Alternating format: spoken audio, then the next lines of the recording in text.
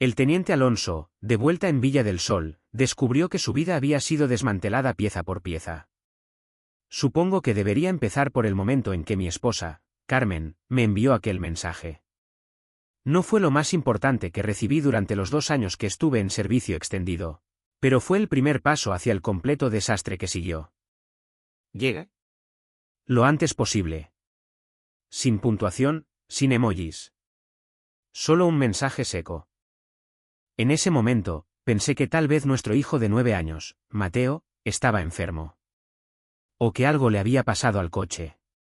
Yo solo había prorrogado mi servicio por ellos, por la hipoteca de nuestra casa en Villa del Sol, la cual apenas podíamos pagar. Carmen trabajaba a media jornada, y nuestros ingresos combinados eran a duras penas suficientes hasta que yo conseguí el ascenso y firmé el nuevo contrato con el pago de bonificación. Esto nos daba estabilidad y la oportunidad de liquidar la deuda en los próximos 6 años sin perder todo lo que habíamos construido durante 11 años de matrimonio. Lo hice por nosotros. Cuando aterricé un miércoles por la noche, lo primero que hice fue tomar un taxi hasta nuestra casa en la calle de la Fuente. Eran cerca de las 11 de la noche. Estaba agotado, el vuelo, la diferencia horaria, pero dentro, una pequeña chispa de alegría ardía. Vería a Mateo y a Carmen. Vería mi hogar. El taxista se detuvo, e inmediatamente sentí que algo andaba mal. La casa parecía extraña. Ordenada, incluso demasiado ordenada, pero no era la nuestra. Había macetas desconocidas en el porche. Las luces estaban encendidas en las ventanas, y las sombras en el interior claramente no pertenecían a mi familia. Me acerqué a la puerta y estaba a punto de sacar mi llave cuando noté un pequeño papel pegado con cinta adhesiva en el marco de la puerta.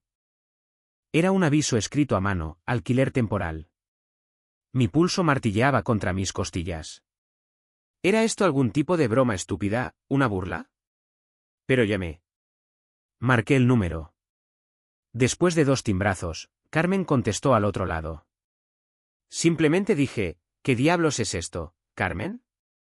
Hubo un momento de silencio, pesado como una losa de hormigón, y luego habló, con su voz habitual, ligeramente monótona, como si estuviera discutiendo el clima, Alonso. Llegaste. Te pedí que te apuraras. Mira, la casa está alquilada. Necesitaba el dinero para mudarme. Alquilé un piso y estoy allí ahora con Mateo. No tienes que tocar. Nadie te está esperando. Sentí que el mundo a mi alrededor se encogía al tamaño de ese maldito porche. Yo, el hombre que pasó los últimos 2 años mirando por la mira de un rifle para salvar este lugar, este maldito trozo de césped y madera. ¿Tú alquilaste nuestra casa? ¿Nuestra casa, Carmen? ¿Dónde estás? Estaba prácticamente gritando. Tomó una respiración que sonó como un profundo suspiro de decepción, del tipo que haces cuando alguien no entiende algo simple. Estoy en la zona del puerto, Alonso. Estoy con Ricardo. Y alquilé la casa porque necesitaba sobrevivir mientras tú estabas fuera. Te fuiste por demasiado tiempo. Y por cierto, Ricardo es una gran ayuda con Mateo. Entiende, no es mi culpa que tú. Mi cerebro simplemente se apagó. Se mudó. Con un tal Ricardo. Con mi hijo. Y alquiló lo único que me conectaba con el hogar. Tiré mi teléfono y me quedé mirando la casa que ya no era mía. No podía simplemente irme. Caminé alrededor de la casa e intenté abrir la puerta del garaje. Estaba cerrada. Pero yo sabía que la llave de repuesto siempre colgaba de un clavo detrás del bajante. La encontré, y la cerradura hizo clic. La luz no funcionaba, pero una tenue luz de luna se colaba por la pequeña ventana. Y eso fue lo que vi. En el centro del garaje, cuidadosamente cubierto con una lona, estaba mi viejo todoterreno, un Renault que había dejado. Al lado, en el suelo, bajo una pila de periódicos viejos, había una caja. Mi vieja caja de equipo del ejército. Levanté la lona. Y debajo, no había coche. En el suelo de hormigón solo quedaba un caparazón vacío, despojado del motor, la transmisión, incluso la mayor parte del interior. El coche estaba muerto. Y en la caja, debajo de los periódicos, solo estaban nuestras fotos de boda, y lo más extraño de todo, la mitad de mi placa de identificación militar, mis dog tags. La otra mitad siempre estaba conmigo. ¿Por qué dejó esto aquí? Esto no era solo una traición. Esto era destrucción. Y me di cuenta de que este octubre iba a ser el mes más infernal de mi vida. Me quedé allí, en la oscuridad, con las manos temblando por la impotencia y la rabia que comenzaba a bullir en mi interior. Esta no era solo una historia sobre infidelidad, era sobre alguien que toma tu vida y la desmantela para vender las piezas. Me quedé en ese garaje vacío durante lo que pareció 1 hora, tal vez 2. El frío del hormigón se filtraba en mis botas, pero apenas lo sentía.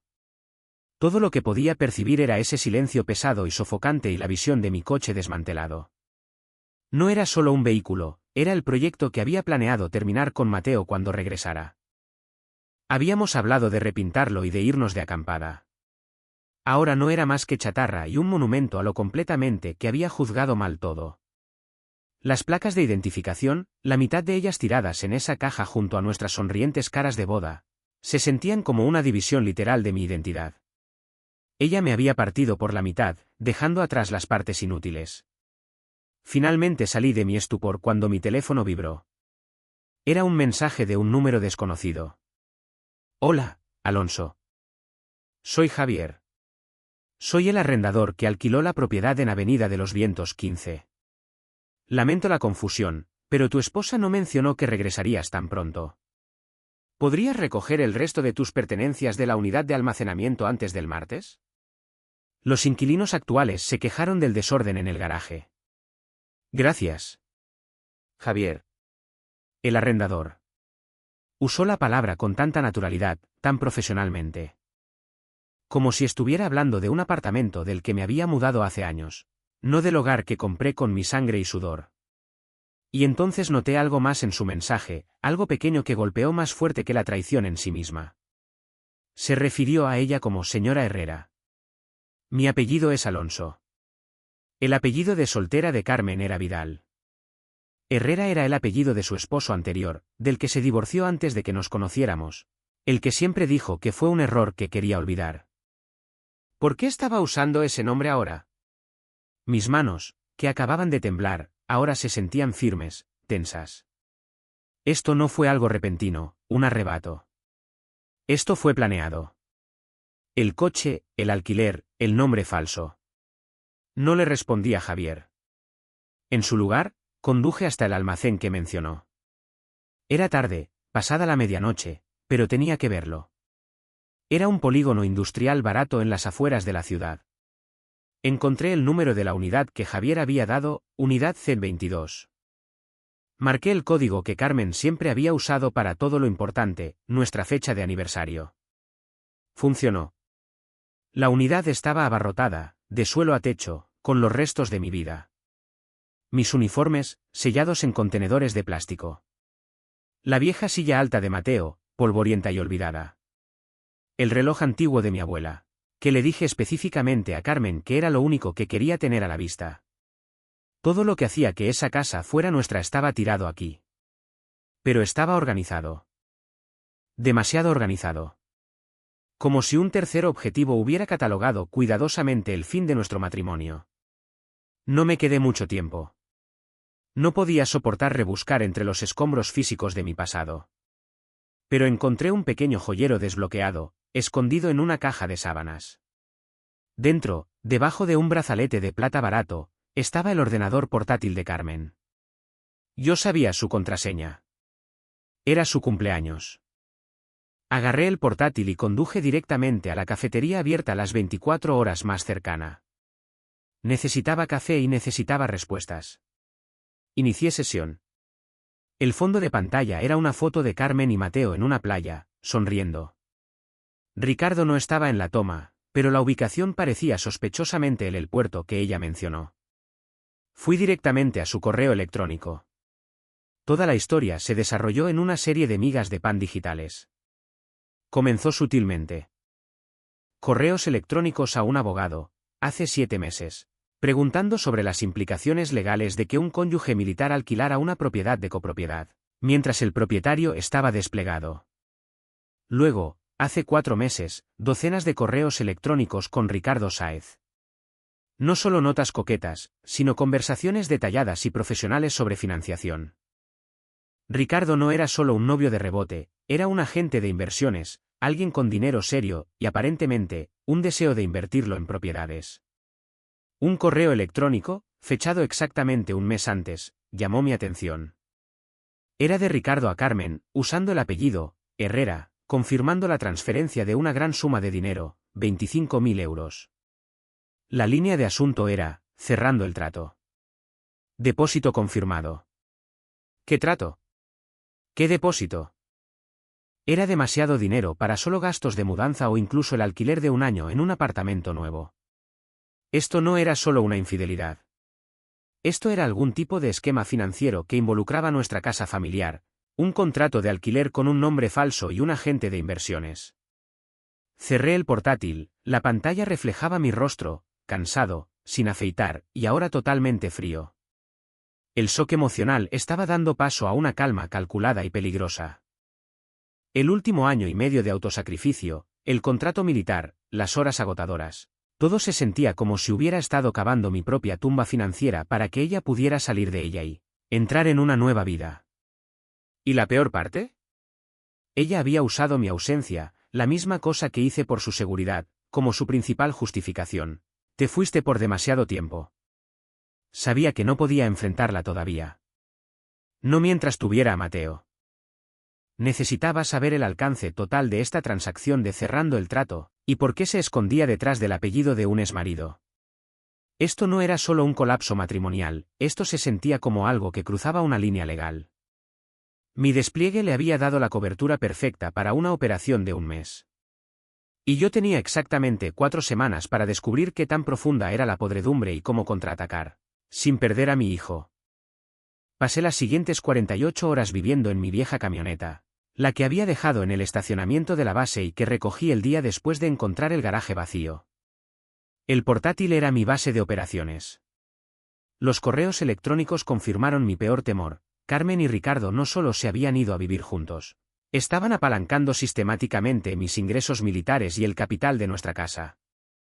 La transferencia de cerrando el trato fue un pago único de 160.000 euros de Ricardo a Carmen, ejecutado el día que ella firmó el contrato de arrendamiento con Javier, el supuesto arrendador. El dinero fue canalizado a través de una sociedad instrumental, seguramente obra de Ricardo, e inmediatamente utilizado para liquidar una parte sustancial de nuestra hipoteca principal. Esto no era solo pagar un alquiler para mudarse. Esto era una adquisición hostil de mi estabilidad financiera. Ricardo esencialmente compró una participación en nuestra casa, fortaleciendo la posición de Carmen y debilitando la mía, todo mientras yo estaba ausente, confiando en ella. Ella había manipulado mi contrato de servicio, mi dedicación a la estabilidad, y lo había convertido en su ventaja. Tenía que confrontarla. Permanecer escondido solo les daba tiempo para consolidar su plan. Encontré la dirección de su nuevo lugar en el puerto a partir de una factura de electricidad adjunta a uno de sus correos electrónicos, un condominio de gran altura, del tipo que se compra, no que se alquila. Conduje todo el trayecto en un día. La distancia no hizo nada para calmar la rabia y la fría determinación dentro de mí. Llegué al edificio de apartamentos a última hora de la tarde. No me anuncié. Encontré el número de su apartamento y simplemente toqué el timbre. Cuando abrió la puerta, no se sorprendió.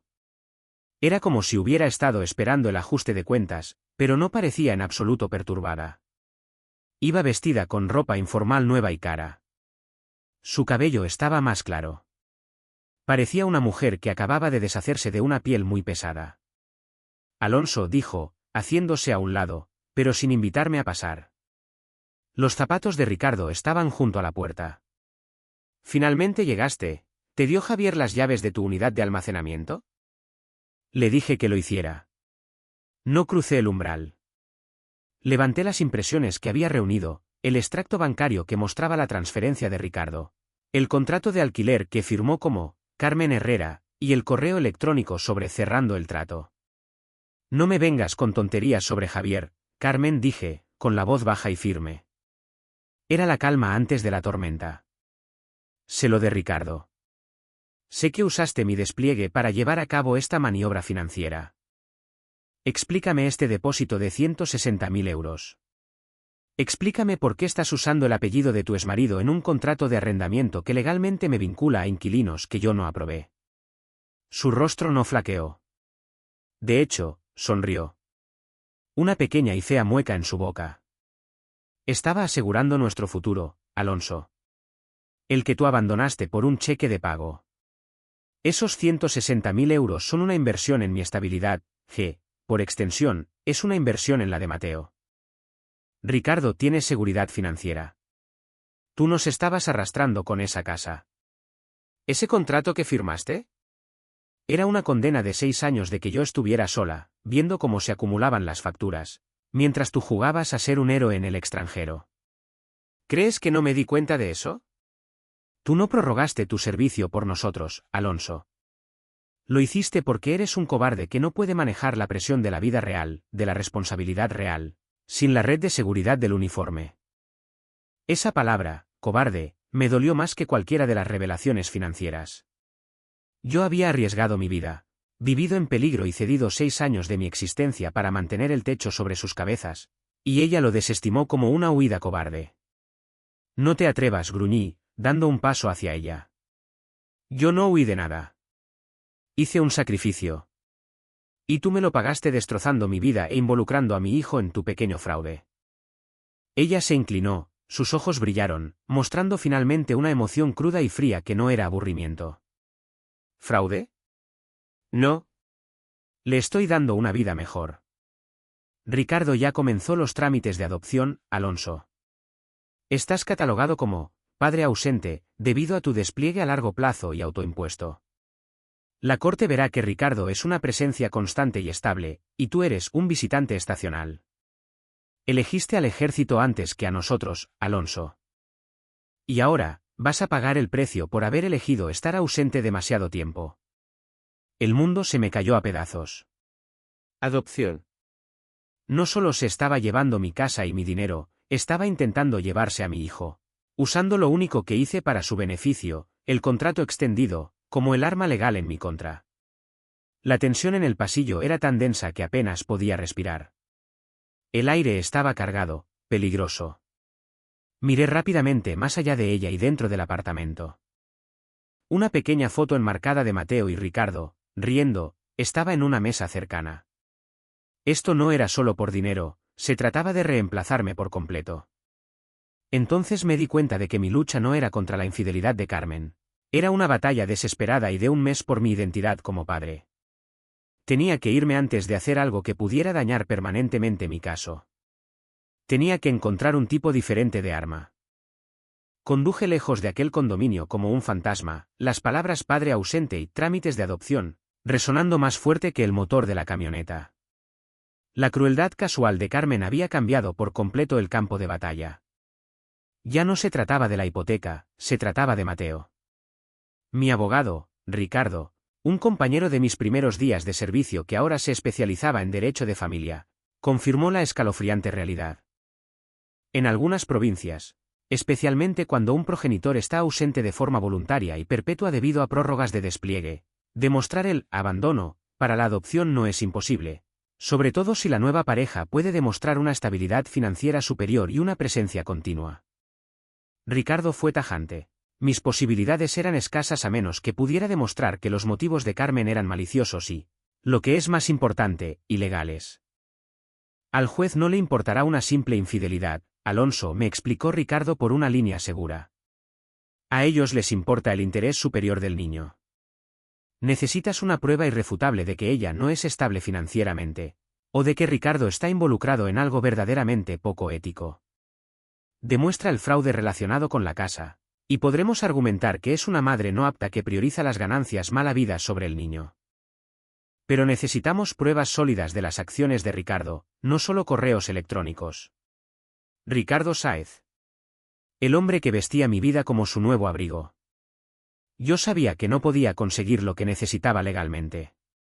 Ricardo era un agente de inversiones, que se ocupaba de transacciones a gran escala, y no dejaría pruebas físicas por ahí. Su dinero y sus conexiones eran demasiado fuertes. Pero yo tenía un conjunto diferente de habilidades que adquirí en lugares que Carmen llamó mi huida cobarde. Conduje directamente de vuelta a Villa del Sol. Investigué la firma de Ricardo en línea, una operación elegante y boutique en el centro de la ciudad.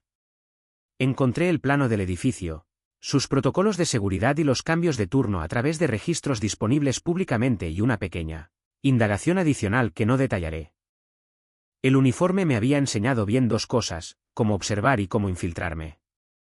2 noches después, a las 3 de la madrugada, estaba en la oficina de Ricardo. Estaba silenciosa, estéril y fría. Superé el bloqueo de la puerta más rápido de lo que se tarda en hacer café. Fui directamente al escritorio de Ricardo, pero todo estaba limpio. Sin papeleo, sin archivos de clientes, solo su portátil de trabajo, asegurado con una contraseña de triple capa y cifrado avanzado. Esta fue la parte más difícil. No tenía horas. Tenía minutos. Usando un pequeño dispositivo externo que había guardado en mi bolsa de equipo, exploté una vulnerabilidad menor en la secuencia de arranque del sistema, una técnica demasiado compleja para que cualquiera fuera de una unidad especializada específica intentara siquiera. Desbloqueé el disco duro. Los archivos no eran solo sobre los 160.000 euros para Carmen. Eso era solo la punta de un iceberg masivo. Ricardo no era un agente ético, estaba llevando a cabo un esquema de fraude hipotecario sistemático. Estaba apuntando a familias militares como la nuestra, familias con un cónyuge desplegado, viviendas con alto capital y una pareja con dificultades financieras en casa. Seducía al cónyuge aislado, Carmen era una de al menos 5 que encontré en los documentos. Los convencía de usar su capital de inversión para pagar la hipoteca, y a cambio, el cónyuge cedía un poder notarial o firmaba un contrato de cesión de derechos bajo la apariencia de una sociedad de inversión. Luego, utilizando el ingreso militar estable del cónyuge desplegado como garantía, Ricardo aseguraba préstamos masivos y sobrevalorados sobre las propiedades que ahora controlaba parcialmente. El pago de mi hipoteca fue una pequeña inversión para él, una ficha para enganchar a Carmen y hacer que cediera todo lo demás. Los documentos mostraban que planeaba tomar el control total de nuestra casa en los próximos 30 días, antes de que se tramitaran los papeles de adopción y antes de que yo tuviera tiempo de presentar una contrademanda legal. Carmen era una cómplice, a sabiendas o no, de un fraude a gran escala y posiblemente de blanqueo de dinero. Pero aquí estaba el giro, el dilema pesado y desgarrador. El archivo cifrado contenía los detalles de otras 5 familias en situaciones similares, todos militares, todos desplegados, todos a punto de perder sus hogares por el esquema de Ricardo, potencialmente dentro del mismo mes. Yo tenía el poder de exponerlo, de entregar esta volcadura de datos a la policía. Eso salvaría a 5 familias, arruinaría a Ricardo e instantáneamente aseguraría mi caso contra Carmen, dándome la custodia total de Mateo. Pero si hacía eso, la investigación sería inmediata, pública y brutal. Carmen sería arrestada como cómplice. Mateo vería a su madre esposada, y el frenesí mediático resultante lo marcaría de por vida. Mi elección era simple, pero insoportable: usar la evidencia para destruir legalmente a Ricardo y Carmen, salvar mi casa y recuperar a Mateo, pero destrozar la vida de mi hijo enviando a su madre a prisión. O, mantener la evidencia oculta, luchar contra Carmen en la corte solo por motivos de padre ausente, y arriesgarme a perder a Mateo para salvar a su madre de la cárcel. Me senté allí, con los datos copiados en un pequeño pendrive, el futuro de 6 familias, incluida la mía, pendiendo de mi decisión. El reloj estaba corriendo, no solo en mi casa, sino en la audiencia de adopción, que estaba programada para finales de noviembre. Tenía el arma, pero usarla se sentía como una traición a la promesa que le hice a Mateo hace años: proteger siempre a su madre. No pude dormir durante la última semana del mes. El cálculo moral que estaba realizando me estaba destrozando. Cada vez que miraba el pequeño pendrive escondido debajo del asiento de mi camioneta, veía el rostro de Mateo. Tenía 9 años. Amaba a su madre, independientemente de cuán profundamente ella me había traicionado. Enviar a Carmen a prisión salvaría nuestro hogar, aseguraría mi custodia y expondría un fraude masivo que protegería a otras 5 familias militares desprevenidas. Era la solución militar justa, lógica y correcta. Pero devastaría a Mateo. Perdería a ambos padres en un único y catastrófico golpe, un padre que encarceló a su madre y una madre que desapareció en el sistema. Llamé a Ricardo la noche anterior a la audiencia. Le dije que tenía una ventaja, una prueba innegable de fraude, pero no especifiqué los detalles. Alonso, tienes que usarlo, insistió Ricardo, con la voz tensa por la desesperación. Esta es tu vida. Este es el futuro de Mateo. El niño necesita estabilidad, no una madre que es cómplice de un terrorista financiero. Tienes una oportunidad. Presenta la denuncia policial con esta evidencia. Entramos en esa sala del tribunal mañana por la mañana con una investigación contra Ricardo y Carmen, y el problema de la custodia termina antes de empezar. Tú ganas. Y Mateo pierde, respondí, mirando la calle vacía. No pasé 2 años en una zona de combate solo para infligir un nuevo y diferente tipo de trauma a mi hijo. No lo haré, Ricardo. Me presenté en el juzgado a la mañana siguiente con el pendrive en el bolsillo de mi mejor traje. Sentí que estaba entrando en un tipo diferente de guerra. Carmen y Ricardo ya estaban allí, sentados en la mesa opuesta con su abogado de alto nivel y engreído. Ricardo me dedicó una sonrisa tensa y condescendiente. Carmen me miró a través de mí, completamente desprovista de emoción, como si fuera un mueble que estaba lista para desechar. Entonces entró Mateo. Un consejero designado por la corte lo acompañó, y se veía pequeño y asustado en la enorme y silenciosa sala. No corrió hacia Carmen y no corrió hacia mí. Simplemente se detuvo, escaneando nuestros rostros. Cuando sus ojos finalmente se encontraron con los míos, su rostro se arrugó un poco, y me dio un asentimiento apenas perceptible, un reconocimiento silencioso que decía mucho sobre cuánto me extrañaba, cuánto necesitaba que las cosas volvieran a la normalidad. Ese asentimiento lo decidió todo. La jueza declaró abierta la audiencia. El abogado de Carmen inmediatamente se lanzó a la narrativa del padre ausente, citando mi contrato extendido como prueba de mi incapacidad para priorizar a mi familia, pintando a Ricardo como la figura paterna estabilizadora y presente. Presentaron sus pruebas para la adopción inmediata, la riqueza de Ricardo, la estabilidad del nuevo condominio y mi prolongada ausencia. Cuando fue mi turno, Ricardo comenzó a cuestionar las afirmaciones financieras que Carmen había hecho. Sacó a colación el depósito sospechosamente grande y el cambio abrupto en el comportamiento financiero. Estaba sentando las bases, esperando que yo le diera la señal para el pendrive. La sala se quedó en silencio, esperando mi contraataque. Miré a Carmen. Miré a Ricardo, cuyos ojos estaban fijos en mí, con una expresión de confianza y ligeramente divertida en su rostro. Yo sabía exactamente lo que estaba pensando, él había calculado cada movimiento. Y yo era solo un soldado enojado y prescindible al que se le había acabado el tiempo. Deslicé el pendrive fuera de mi bolsillo. Mi mano estaba firme.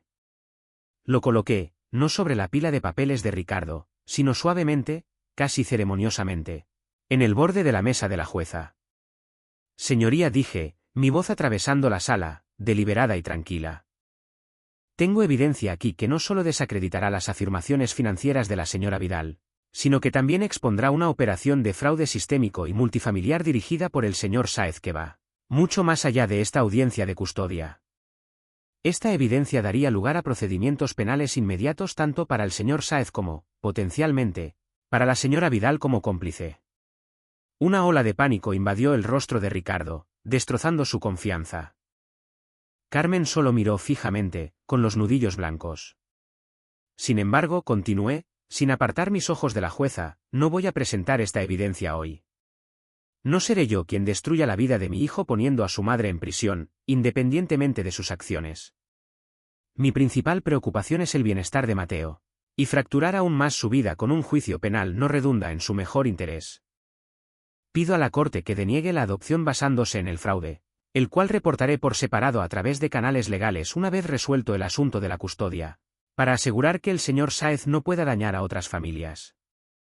La sala estaba en silencio absoluto. La jueza miró el pendrive, luego a mí, luego a Carmen, la confusión lidiando con la conmoción. Entonces Ricardo cometió su error crítico. No pudo evitarlo. Estalló, lanzándose a mitad de la mesa, su voz fuerte y en pánico. Hijo de P, no puedes, la evidencia es inventada, eso es equipo militar clasificado. Él irrumpió en mi oficina, ¿es una amenaza? Eso fue todo. Ricardo, El corredor estable y controlado, acababa de confesar dos cosas: que la evidencia era real y que estaba dispuesto a perder la compostura frente a la jueza. La jueza golpeó su mazo, su rostro endurecido. Sr. Sáez, siéntese. Consejero, voy a incautar esta evidencia para su revisión inmediata. Y señor Alonso, sus declaraciones sobre el bienestar de su hijo, a pesar de la clara ventaja legal a la que acaba de renunciar, han sido anotadas. La adopción es denegada inmediatamente. Estoy emitiendo una orden de restricción temporal contra el señor Sáez con respecto al menor, pendiente de una investigación completa sobre sus alegaciones de fraude. Se levanta esta sesión. Salí del juzgado sabiendo que había ganado la batalla por la custodia por ahora, pero la guerra no había terminado. Había salvado a Carmen de la prisión, al menos por el momento, pero no la había perdonado. Salí y encontré a Mateo, quien corrió directamente a mis brazos, aferrándose a la camisa de mi uniforme. Más tarde esa noche, sentado con Mateo en una habitación de hotel, lejos del caos, finalmente miré mis placas de identificación militar, la mitad que todavía llevaba y la mitad que ella había dejado atrás. Me di cuenta de que el verdadero costo de mi contrato extendido no fueron los 2 años que le di al ejército, sino los 11 años de matrimonio que perdí. Salvé a 5 familias, pero ahora tendría que navegar por el imposible terreno de la crianza compartida con una mujer en la que ya no podía confiar, mientras ella todavía enfrentaba las consecuencias del fraude en el que Ricardo la había arrastrado.